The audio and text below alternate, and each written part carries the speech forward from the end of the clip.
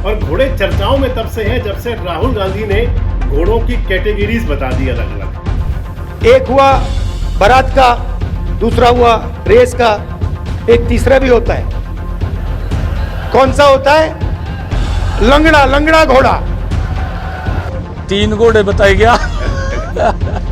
एक लंगड़ा घोड़ा बताया गया, एक बारात का घोड़ा बताया गया, एक रेस वाला घोड़ा बताया गया। तो पूरा कर गया काम अपना।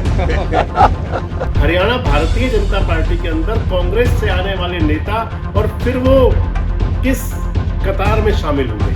बारात वाले वापिस करे ना, देखा ना, हरियाणा प्रदेश के लोगों ने भी देखा, बारात वाले इन पे कामयाब नहीं है। और रेस वाले घोड़े नरेंद्र मोदी के पास हैं।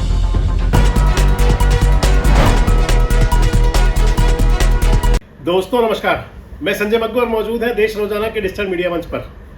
इस समय घोड़े बहुत चर्चाओं में हैं और घोड़े चर्चाओं में तब से हैं जब से राहुल गांधी ने घोड़ों की कैटेगरीज बता दी अलग अलग। जब से राहुल गांधी ने कह दिया कि 3 प्रकार के घोड़े हैं। हालांकि राहुल गांधी ने यह बात गुजरात में भी कही, राहुल गांधी ने यह बात मध्य प्रदेश में भी कही और राहुल गांधी ने यह बात हरियाणा में भी कही। जहां जहां वो अपने कार्यकर्ताओं के सम्मेलन कर रहे हैं वहां कह रहे हैं कि कांग्रेस के अंदर 3 प्रकार के घोड़े हैं। राहुल गांधी के सब कुछ कहने के पीछे जो बात रही, मुख्य बात जो बताऊं मैं आपको, तो मध्य प्रदेश का विधानसभा का चुनाव हुआ जब आज से लगभग 1-1.25 साल पहले मध्य प्रदेश विधानसभा चुनाव का परिणाम आया। कांग्रेस पार्टी को बड़ी उम्मीद थी मध्य प्रदेश से, लेकिन वहां कांग्रेस औंधे मुंह जाकर के गिरी। राहुल गांधी गए वहां पर कार्यकर्ताओं से संवाद करने के लिए। उस समय तो एक कार्यकर्ता ने उठकर के कह दिया राहुल गांधी से कि राहुल जी, जो घोड़े रेस में होने चाहिए थे आपने उनको तो उतार दिया बारात में, और जो बारात वाले घोड़े थे वो चले गए रेस में, इसलिए सारा खेल खराब हुआ। ये राहुल गांधी को एक कार्यकर्ता ने कहा। और अब जब राहुल गांधी दौरे कर रहे हैं लोकसभा चुनाव के 1 साल, लगभग अब तो पूरा 1 साल हो चुका है, सरकार बने हुए भी 1 साल से आज 2 दिन ज्यादा हो गए, तो राहुल गांधी ने अपने कार्यकर्ता सम्मेलनों के दौरान कार्यकर्ताओं से बातचीत के बीच में कहा कि कांग्रेस पार्टी के अंदर 3 प्रकार के घोड़े हैं। एक जंगी घोड़े यानी कि रेस वाले घोड़े, दूसरे बारात वाले घोड़े यानी कि आर्टिफिशियल दिखाऊ घोड़े, और तीसरे लंगड़े घोड़े। ये राहुल गांधी ने खुद जोड़ा। एक हुआ बारात का, दूसरा हुआ रेस का, एक तीसरा भी होता है। कौन सा होता है? लंगड़ा, लंगड़ा घोड़ा। तो ये छांटना है हमें, लंगड़ा कौन सा है, रेस का कौन सा है, बारात का कौन सा है। हरियाणा में भी कहा उन्होंने इस बात को, और उनकी इस बात को पकड़ लिया हरियाणा के मुख्यमंत्री नायब सिंह सैनी ने।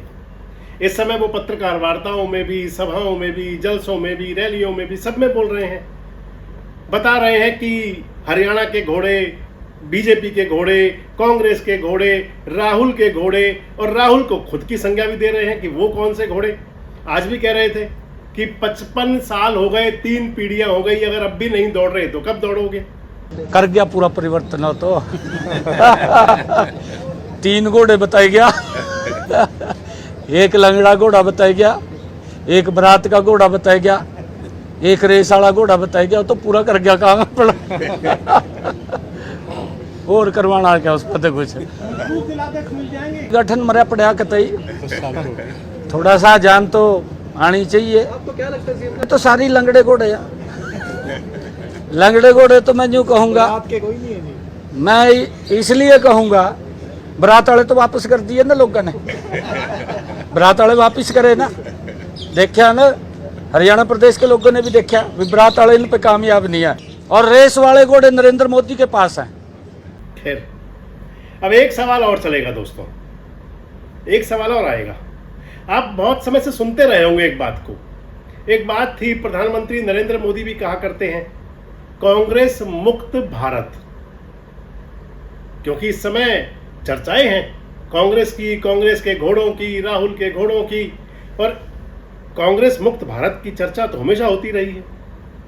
लेकिन अब सबसे बड़ी बात आ जाती है दोस्तों कि जब घोड़ों की चर्चा ही हो रही है और नायब सिंह सैनी ने कह दिया कि मोदी जी की नेतृत्व में भारतीय जनता पार्टी के घोड़े तो तेज रफ्तार से दौड़ रहे हैं, लेकिन सैनी साहब को ये भी बताना चाहिए कि जो कांग्रेस से घोड़े इंपोर्ट किए थे भारतीय जनता पार्टी में, घोड़े का मतलब दोस्तों यहाँ पे आप सियासतदानों से मानिए, राजनेताओं से, चाहे वो राहुल गांधी कह रहे थे, चाहे वो नायब सैनी कह रहे हैं। तो जो मैं बता रहा हूं कि कांग्रेस से जो घोड़े इंपोर्ट हुए थे, कांग्रेस से जो घोड़े भारतीय जनता पार्टी में आए थे, और कांग्रेस मुक्त भारत वाली बात। अब कांग्रेस मुक्त भारत हुआ नहीं हुआ, ये क्या जुमला था या कोई वैसे बात थी, लेकिन एक लाइन में आपको बता दूं कि भारतीय जनता पार्टी तो कांग्रेस से युक्त हो चुकी है बहुत लंबे समय से, और अभी तो कांग्रेस की और बड़ी एंट्री होनी है। कहा करते हैं ना कि कुछ तो आकर चले गए, कुछ आने को तैयार। कुछ आ चुके हैं, कुछ आने को तैयार हैं। जो आ चुके हैं उनकी बहुत बड़ी फेरहिस्त है। कई नेता मुख्यमंत्री हैं, कई नेता केंद्र में मंत्री हैं, कई नेता सांसद हैं, कई राज्यों में मंत्री हैं, कई सब कुछ सौदा है। और जो आने को तैयार है उसके अंदर आप देखिए तो इस समय शशि थरूर साहब फूले नहीं समा रहे, सलमान खुर्शीद को भी लग रहा है, मनीष तिवारी के मन में भी लड्डू फूट रहे हैं। जाने कौन कौन आएगा, आप देखना और है कि कांग्रेस के कितने घोड़े और कुलांचे मारते हुए भारतीय जनता पार्टी में आते हैं। लेकिन मैं बात कर रहा था हरियाणा की। हरियाणा के अंदर जो कांग्रेस के घोड़े आए थे भारतीय जनता पार्टी में, वो कितना सर पर दौड़ रहे हैं आजकल। आप कहेंगे कि कौन से वाले? तो कांग्रेस से भारतीय जनता पार्टी में हरियाणा में आने वालों की संख्या तो आप उंगलियों पर नहीं गिन सकते, बहुत बड़ी संख्या है। लेकिन अगर मोटा मोटी देखें जो चर्चित चेहरे हैं, तो हरियाणा के अंदर कांग्रेस से भारतीय जनता पार्टी में आने वालों में एक तो केंद्रीय मंत्री साहब भी हैं, राव इंदरजीत सिंह जी। 2014 के चुनाव से ठीक पहले वो पाला बदल करके आए थे भारतीय जनता पार्टी में। 10 साल मनमोहन सरकार में मंत्री रहे थे और अब 11 साल मोदी सरकार के वजीर रह चुके हैं। कांग्रेस के अंदर भी वजीर रहे थे, सेंट्रल गवर्नमेंट में राज्य मंत्री थे, यहां भी राज्य मंत्री ही हैं। उसके बाद अगर देखें तो फिर दूसरे सांसद चौधरी धर्मवीर सिंह, चौधरी धर्मवीर भी राव इंदरजीत सिंह के दौर में ही उसी समय 2014 में ही आ गए थे भारतीय जनता पार्टी में, और लगातार हैट्रिक सांसद हैं, तीसरी बार वो। किरण चौधरी राज्यसभा की सदस्य 2024 के चुनाव से पहले आई। किरण चौधरी की बेटी श्रुति चौधरी 2024 के विधानसभा चुनाव से पहले आई। उसके बाद अगर आप देखें तो फिर एक लंबी फेरहिस्त है जिसके अंदर आप गिन गिन कर नाम देख सकते हैं कि कौन कौन से नेता आए। हरियाणा भारतीय जनता पार्टी के अंदर कांग्रेस से आने वाले नेता, और फिर वो किस कतार में शामिल हुए, कौन सी श्रेणी में वो गए, कौन सी श्रेणी में उनको रखा गया।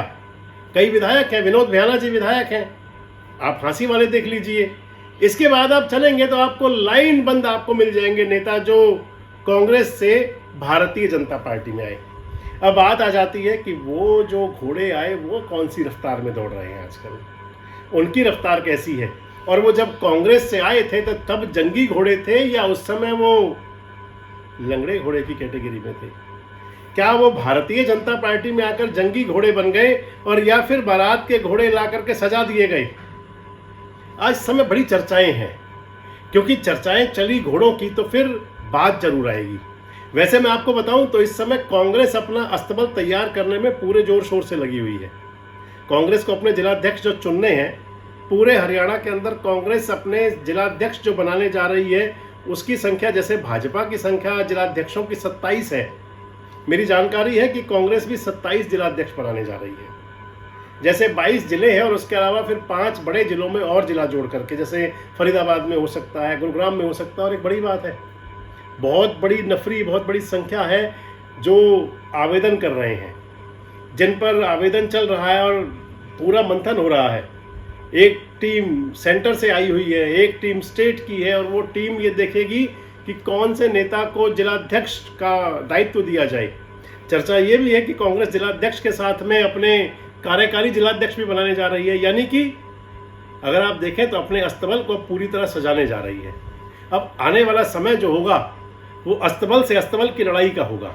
एक तरफ नायब सिंह सैनी का दावा है कि मोदी के नेतृत्व में भारतीय जनता पार्टी के घोड़े सर पर दौड़ रहे हैं, दूसरी तरफ राहुल गांधी अपने घोड़ों को तलाश रहे हैं, निखारेंगे फिर उनमें से बोल रहे हैं कि लंगड़े घोड़ों को घास देंगे खाने के लिए, लेकिन वो आराम करें, किसी को परेशान ना करें। बारात के घोड़ों को बारात वाली जगह ही पहुंचाया जाएगा, यानी कि वो कागजी कार्रवाई करते रहें और जंगी घोड़े मैदान जंग में होंगे। लड़ाई घोड़ों की होगी। किसके घोड़े लंगड़े साबित होंगे और कौन से घोड़े सरपट दौड़ेंगे? आपको क्या लगता है कैसा सियासी घमासान आगे होने जा रहा है घोड़ों का? कमेंट्स बॉक्स में जरूर बताएं। जुड़े रहें हमारे साथ, देखते रहें देश रोजाना। हमारे साथ जुड़े रहने के लिए सब्सक्राइब करें देश रोजाना के YouTube चैनल को और नई वीडियो की नोटिफिकेशन पाने के लिए बेल आइकन जरूर दबाएं। अगर आप ये वीडियो Facebook या Instagram पर देख रहे हैं तो पेज को लाइक और फॉलो जरूर करें और ज्यादा से ज्यादा शेयर करें।